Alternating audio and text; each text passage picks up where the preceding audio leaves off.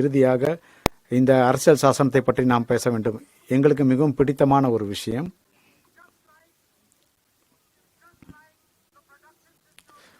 உற்பத்தி சார்ந்த ஒரு அமைப்பை அது ஒரு ஆயுதம் போலவே, எப்படி ஜாதி வாரி கணக்கெடுப்பு என்பது ஒரு பெரிய ஒரு புரட்சிக்கான ஒரு வித்தோ, இதுவும் இந்த கட்டமைப்பு அனைத்தும் இதன் அடிப்படையில் தான் உருவாக்கப்பட்டுள்ளது. தேர்தலுக்கு முன்பு நீங்கள் அனைவரும் சொன்னீர்கள், 400க்கும் மேல் வெற்றி பெறுவோம், நீங்கள் இதை மாற்றுவீர்கள் என்று கூறினீர்கள். ஆனால் அதன் பின்னர் பிரதமர் அவர்கள் இங்கே வந்தார். அவர் இந்த அரசியல் சாசனத்திற்கு முன்பு தலையை குனிந்து வணங்கினார். காங்கிரஸ் மக்கள் அனைவருக்கும் பெருமையாக இருந்தது. பிரதமர் அவர்களுக்கும் இந்த நாட்டிற்கும் நாங்கள் விளக்கினோம், எந்த ஒரு அதிகார அமைப்பும் இதனை தொட முடியாது. RSS இதை ஏற்கவில்லை என்று எனக்கு தெரியும். மோகன் பகவத் அவர்கள் கூறினார், இந்தியா 1947 சுதந்திரம் கிடைக்கவில்லை, இது அர்த்தமற்றது என்று குறிப்பிட்டார். நாங்கள் உங்களுடைய கனவை நிறைவேற்ற அனுமதிக்க மாட்டோம். இந்த அரசியல் சாசனம் தான் இந்த நாட்டை எப்போதும் ஆட்சி செய்யும். ஒரு நிமிடம்.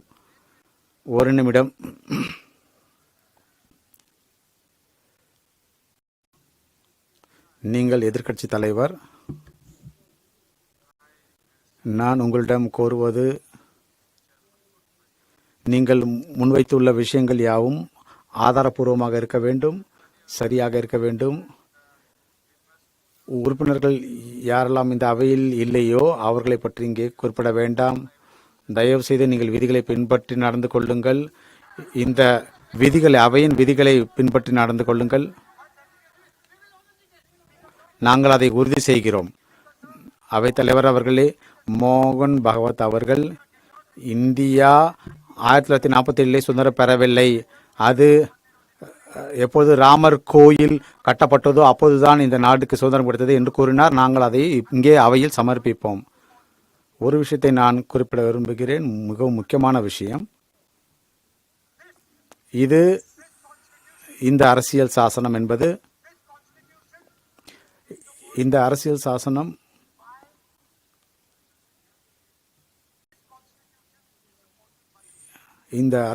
என்பது நமது மக்களின் வாக்குகள் மூலமாக ஆதரிக்கப்படுகிறது. இந்திய மக்களின் வாக்குகளை பெறாமல் இந்த அரசியல் சாசனத்திற்கு பொருள் இல்லை. நான் இப்பொழுது இந்த அவையின் கவனத்திற்கு மற்றொரு விஷயத்தை கொண்டு வர விரும்புகிறேன். ஒரு சில தரவுகள், மகாராஷ்டிரா தேர்தலை பற்றி நான் குறிப்பிட விரும்புகிறேன். மிகவும் எளிமையான சில விஷயங்கள். அவைத்தலைவர் அவர்களே, மக்களவைத் தேர்தலுக்கும் மக்களவைத் தேர்தலிலே இந்தியா கூட்டணி வெற்றி பெற்றது. அதேபோல் இந்த வாக்களித்த மக்கள், ஹிமாச்சல் பிரதேசத்திலே உள்ள மக்கள், அவர்கள் அது மகாராஷ்டிராவிலே சேர்க்கப்பட்டது. அதாவது ஹிமாச்சல் பிரதேசத்தில் உள்ள மக்கள் தொகை முழுவதும் இது மகாராஷ்டிராவிலே உள்ள வாக்காளர் பட்டியலிலே சேர்க்கப்பட்டுள்ளது. தயவு செய்து நான் சொல்வதை புரிந்து கொள்ளுங்கள். மக்களவைத் தேர்தலிலே மக்களவை மற்றும் சட்டப்பேரவைக்கு இடையேயான வித்தியாசம், ஹிமாச்சலுக்கு உள்ள ஒரு வித்தியாசம், அவங்க மக்கள் தொகைக்கு எவ்வளவு வித்தியாசமோ அவ்வளவு, ஏறக்குறைய 70 லட்சம் புதிய வாக்காளர்கள் மக்களவைக்கும் சட்டப்பேரவைக்கும் இடையில் அதிகரித்துள்ளார்கள். இதிலே மிகவும் ஒரு முக்கியமான ஒரு விஷயம், பிரதமர் அவர்கள் என்னை கவனிக்கவில்லை. அவர் மிகவும் முக்கியமான ஒரு விஷயம் என்னவென்றால், தயவுசெய்து உண்மையை கூறுங்கள். அவர் தன் முகத்தை கீழே குனிந்து கொண்டார்.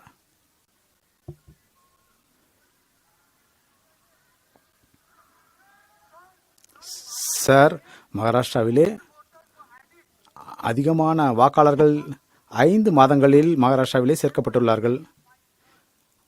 5 ஆண்டுகளில் சேர்க்கப்பட்டவர்களை விட 5 மாதங்களிலே அதிகமாக மக்கள் சேர்க்கப்பட்டுள்ளார்கள். கடந்த 5 மாதங்களிலே, அந்த மக்களவைத் தேர்தலுக்கு பிறகு அவர்கள் சேர்க்கப்பட்டுள்ளார்கள்.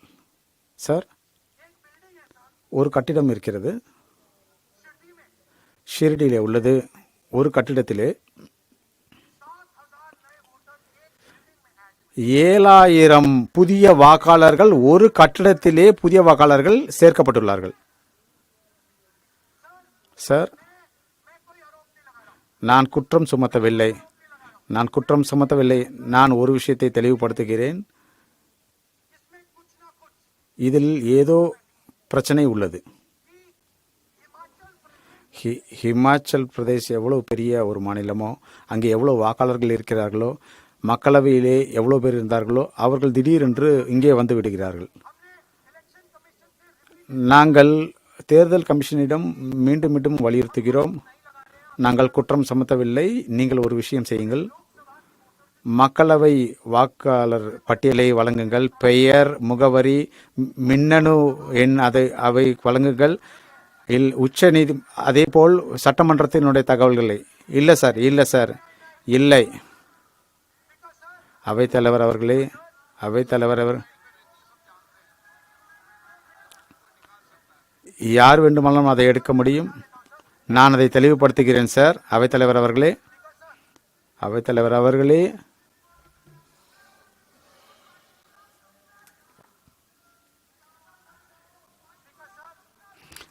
அவைத்தலைவர் அவர்களே,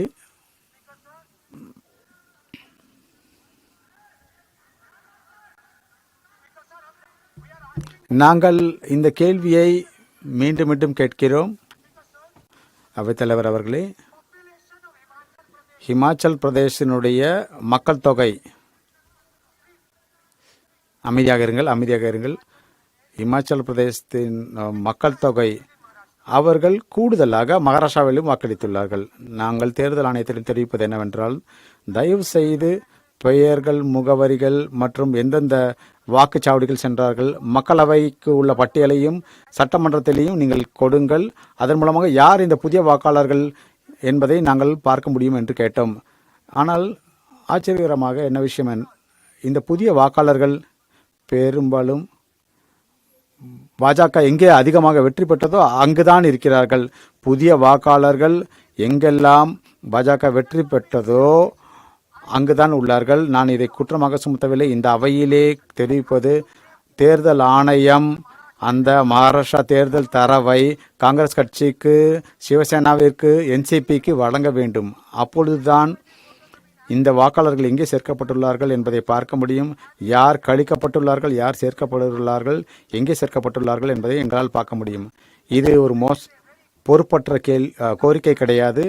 ஒரு எளிமையான ஒரு கோரிக்கை. இதனை அவர்கள் பூர்த்தி செய்யலாம். இதனுடைய காரணம் என்னவென்றால், இந்த விதிகள் மாற்றப்பட்டுள்ளன. இது தனியாக நாங்கள் இதை சொல்லவில்லை. தேர்தல் ஆணையர் அவர்கள், பிரதமர், எதிர்க்கட்சி தலைவர் மற்றும் உச்சநீதிமன்ற நீதிபதி, தலைமை நீதிபதி மூலமாக தேர்ந்தெடுக்கப்பட்டார். ஆனால் உச்சநீதிமன்றத்தின் தலைமை நீதிபதி இதிலிருந்து அகற்றப்பட்டுள்ளார். பிரதமரிடம் நாங்கள் கேட்க விரும்புவது, ஏன் இந்த குழுவிலிருந்து உச்சநீதிமன்றத்தின் தலைமை நீதிபதி அகற்றப்பட்டுள்ளார்? ஒரு சில நாட்களுக்கு பிறகு நான் ஒரு கூட்டத்திற்கு செல்லப் போகிறோம். அமித்ஷா இருப்பார், மோடி இருப்பார், நான் இருப்பேன். ஒருவர் அதிலே அங்கே சென்று என்ன பொருள் இருக்கப் போகிறது? நான் அவர்கள் மோடி அவர்களும் அமித்ஷா அவர்களும் சொல்வதை நானும் ஏற்க வேண்டியுள்ளது. ஆனால் தலைமை தேர்தல் உச்சநீதிமன்றத்தின் தலைமை நீதிபதி இருந்தால் என்னால் ஏதாவது கருத்து சொல்ல முடியும். இது எல்லாம் திட்டமிட்டு செய்யப்படுகிறது. இந்த தேர்தல் ஆணையர் இருவர் தேர்தலுக்கு முன்பு கொண்டு வரப்படுகிறார்கள். எங்களுக்கு தெரியும், அந்த தேதிகள் மாற்றப்பட்டுள்ளன, அந்த தேர்தல்கள் தள்ளி வைக்கப்பட்டுள்ளன. இதெல்லாம் நான் கண்டுபிடிக்கவில்லை, இது நடந்த உண்மைகள். இந்த அரசியல் சாசனத்தை பாதுகாப்பதற்காக எதிர்க்கட்சியில் அனைவரும் இந்த கோரிக்கையை முன்வைக்கிறோம். மகாராஷ்டிரா தேர்தலுக்கான தரவுகளை நாங்கள் கோருகிறோம். அவர்களுடைய வாக்காளர் பட்டியல் மக்களவைக்கும், அதனைத் தொடர்ந்து அந்த சட்டமன்ற தேர்தலில் உள்ள பட்டியலும் எங்களுக்கு வேண்டும். கண்டிப்பாக தேர்தல் ஆணையம் இதனை கண்டிப்பாக வழங்காது, எனக்கு தெரியும். அவைத்தலைவர் அவர்களே, அதுதான் விரிவாக நான் குறிப்பிட விரும்புவது. மூன்றாவது அம்சம், நமது குடியரசுத் தலைவர் அவர்களுடைய உரையின் மூன்றாவது அம்சம், ஒரு உறுதியான இந்திய கட்டமைப்புகளை, ஜனநாயக கட்டமைப்புகளை உறுதி செய்ய வேண்டும். மீண்டும் நமது ஜனநாயக கட்டமைப்பை ஒரு முறை மறு ஆய்வு செய்ய வேண்டும்.